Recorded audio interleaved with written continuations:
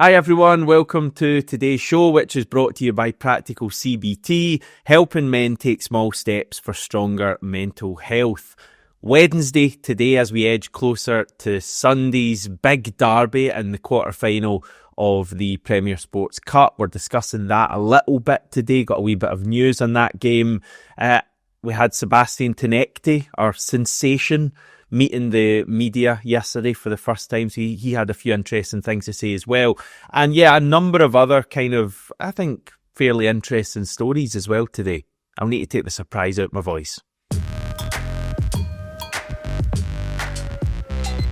A bit of chat over the past 24 hours about the upcoming release of Celtic financial figures and the annual report that is due at any time, really. It could be today.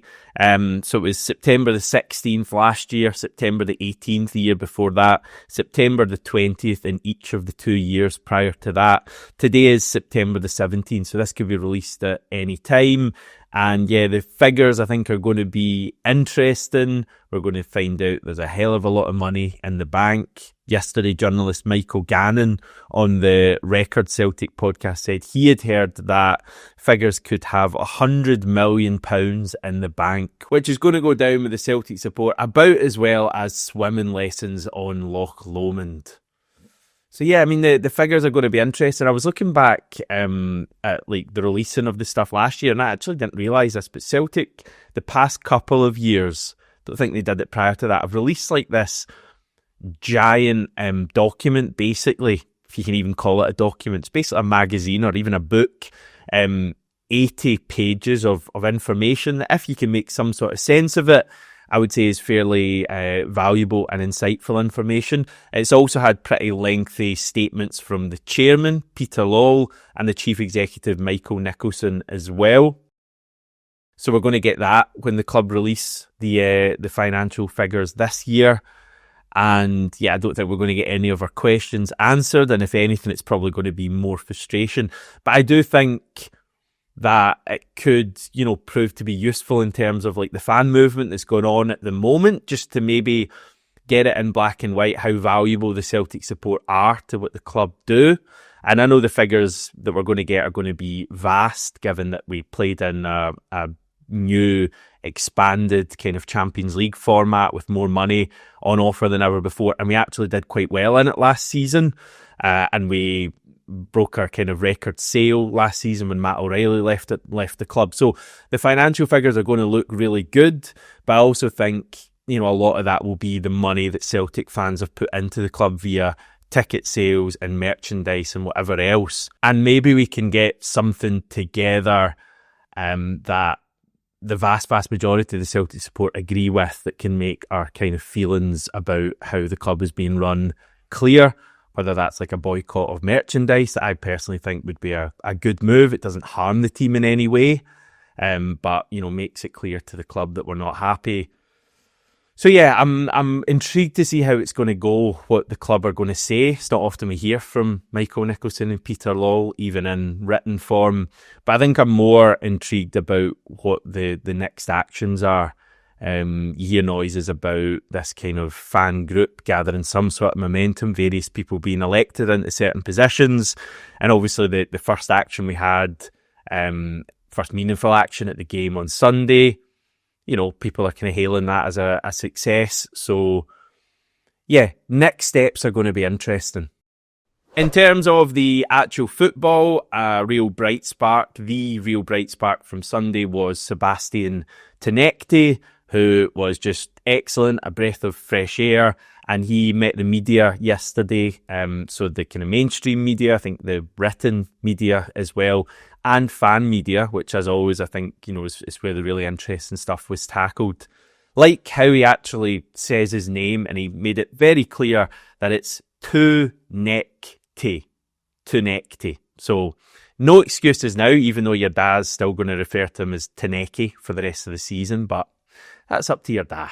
So Tounekti came across incredibly well. I think he's just got something about him. Certainly on the pitch, you see the personality, but I like his personality off the pitch as well. he does seem pretty humble, and, you know, he's so happy to be at Celtic. No chat about wanting to, you know, use Celtic as a stepping stone, even if that is maybe what's on his mind. And let's face it, it's what happens with the majority of players who don't have an affiliation to Celtic as young kids or whatever. But not kind of being suckered in by any of those questions. And there were a lot of them from the media saying, you know, how happy he is to be here and he wants to be here for a number of years. I actually believed him when he said it. Maybe I'm the idiot here, but he came across really well. A couple of kind of interesting things that were tackled. He was asked what position he feels is his best, and kind of more so whether he can play on the right, which is what was kind of said in the quotes when he joined the club. I think it was the quotes attributed to Brendan Rodgers. And Tounekti gave the standard footballer's answer of, I'll play on the right if the manager puts me on the right. And I think he said he had played there mainly when he was with Bodo Glimt a number of years ago. But he also made it, I think, incredibly clear that left wing is his position. And I think having watched him on Sunday, that is very clear as well. I just feel like a lot of what he did well probably wouldn't translate the same on the right. I just loved him cutting in on his right. I mean, I watched the game back earlier. He was excellent. He was so threatening every time he got the ball. And I think Asim said on Monday's, you know, post-match reaction, if that's him on a plastic pitch against a stodgy defence on his debut, imagine him at Celtic Park on a much bigger pitch, maybe when teams are opened out a wee bit more. I'm already thinking Red Star Belgrade next week, he's going to have space to run into. I think he could be a really important player for us everywhere, but especially in Europe. So very excited about him. He also spoke about just wanting to excite fans and entertain, basically, which I think is what we want. And it's something that our guest Anders Lindberg that we had on last week told us, that he's just a bit old school. And in the modern game, and there's, you know, so much kind of tactical stuff and so much stuff about, you know, the Pepism, if that's even a thing, and wingers not necessarily wanting to take players on, passing the ball back. He seems just like an old school winger who's going to run at defenders time after time after time. And there was a great quote actually gave to the written media that I think just describes him. He says, "I'm a winger who likes to attack, likes to dribble, likes to take on players. You will never see me pass it back if I have a chance to go against a player. I will always try to make something happen." He was asked by the Celtic Exchange whether he'd formed any, particularly close bonds with any players so far, and he said Benji Nygren, which is probably not that surprising given that they are both Scandinavian. So that's positive. And yeah, I just think when everyone's been a bit down recently, we maybe just needed a breath of fresh air like Sebastian Tounekti to come in. Obviously, we don't want to get too ahead of ourselves. It's one game. He needs to back it up. But also, as football fans, getting excited is kind of what it's about. And I am really excited. Like, I thought he looked excellent. I can't wait. I already can't wait to see him back in action against Partick Thistle this weekend. Just another line from the journalist Michael Gannon speaking on the Record Celtic podcast, talking about Jahmai Simpson-Pusey, who was signed over 6 weeks ago now. We still haven't seen him play a single minute for Celtic. I was looking actually at the match day squads that he's made, and I think of the 7 matches he's been available for since signing, he's only actually made the match day squad for 2 of those 7, and it was the 2 matches against Kairat where we can name a larger bench basically than the domestic game. So he hasn't even made the match day squad for any of our domestic games so far. And yeah, Gannon and Craig Swan, who was on this podcast, they brought up Simpson-Pusey and alluded to something potentially coming out about him in the not too distant future. Brendan Rodgers was asked a few weeks ago about Simpson-Pusey and what the situation was there. I think his answer was basically that Simpson-Pusey was having to get up to speed, and that the club were taking it slow with him, and that we'd see a lot more of him after the international break. I'm a bit sceptical about that, given that we're now after the international break and he didn't make the matchday squad against Kilmarnock. But even more notably, he didn't make the 24-man squad for the Europa League phase, which I think is a pretty telling decision from the manager. And, you talk about the rumours that are mentioned here. I think I mentioned this previously, that the rumour that I've heard, and I've seen a few people post about online, and I've actually heard that it might not be too far away from the actual truth, is that Simpson-Pusey recently refused to play for the B team in a match.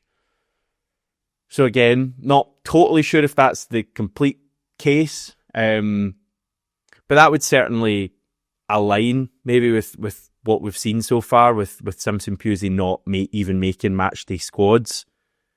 As I say, he's been at the club for 6 weeks now, so clearly something has gone on there, and I don't think this has all been helped by Simpson-Pusey recently changing his Instagram profile pic to a dark black background with the quote, "Delays teach patience, which prepares you for blessings."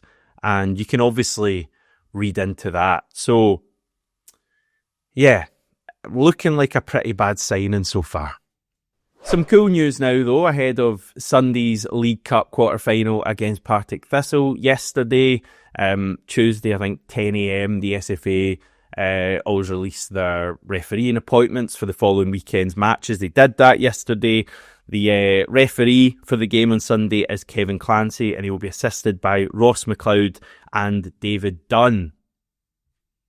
And that was it. That is it, because no VAR officials were listed, and that's because VAR is not a part of Sunday's match, and it's a quite simple reason for that. Partick Thistle are a championship club. The championship doesn't have VAR in place. VAR hasn't been installed at Firhill, so Sunday's game will have no VAR, which is obviously a nice throwback, I guess. I was looking back at what the last competitive Celtic match without VAR would have been, and I was kind of looking back and thinking potentially in the Cups would have one, but I couldn't remember one, and that's because we actually haven't had an away match at a lower league club in any of the Cups since VAR came in. I'm quite fortunate with home draws, and even the away draws we've had in the Cups have been to like Hearts and St Mirren and Kilmarnock when they put us out. So yeah, the last competitive Celtic game with no VAR was all the way back in October 2022. It was a 6-1 win over Hibernian at Celtic Park. You probably remember that. I think, did Giakoumakis score a hat-trick? No, was it James Forrest? I think James Forrest scored a hat-trick. And I remember Dyson Maeda scoring a late goal in that one. I actually remember Alexandro Bernabe getting denied an absolute stonewaller at the end of that game. And I think there was comments at that point about VAR, which was coming in for the following week's matches. Remember, our first game was that thriller at Tynecastle, the 4-3 game, all the drama, and people were hoping that VAR would sort out all the drama, and it didn't really. So yeah, a throwback this weekend. No VAR, we can properly celebrate goals and all of that kind of stuff. So I'm quite looking forward to that. And once we're done at Firhill, attention will turn to the start of our Europa League campaign a week today, actually, in Belgrade, when we take on Crvena Zvezda. And I know the Europa League isn't the competition that we wanted to be playing in, but I do sense that, we're as a support, we're starting to come round to the idea, let's get into this. Hopefully we can do all right.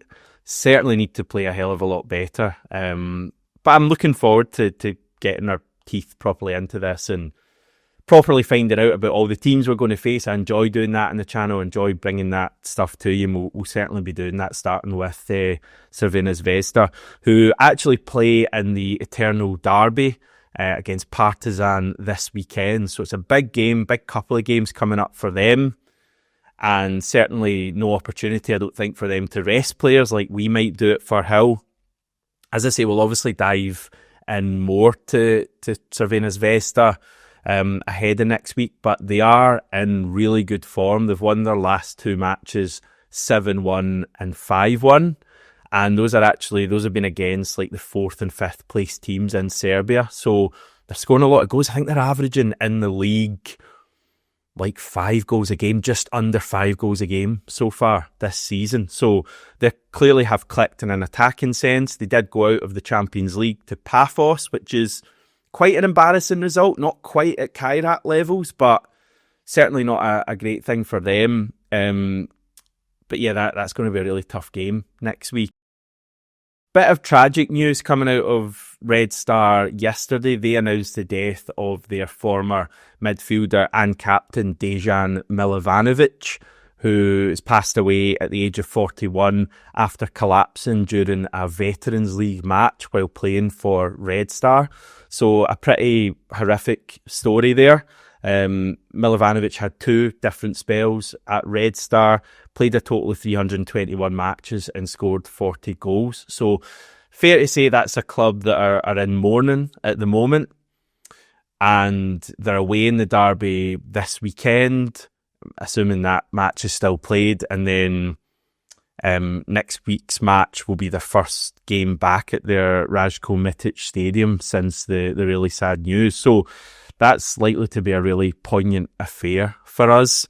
A kind of really emotional atmosphere, I guess, next Wednesday. So that's a factor worth considering when you're thinking about next week's match. But yeah, really sad news. But from a Celtic point of view, we keep going forward and looking forward to this weekend. As I say, derby, I think it's going to be a good atmosphere at Firhill. Now we can get properly into the Europa League stuff.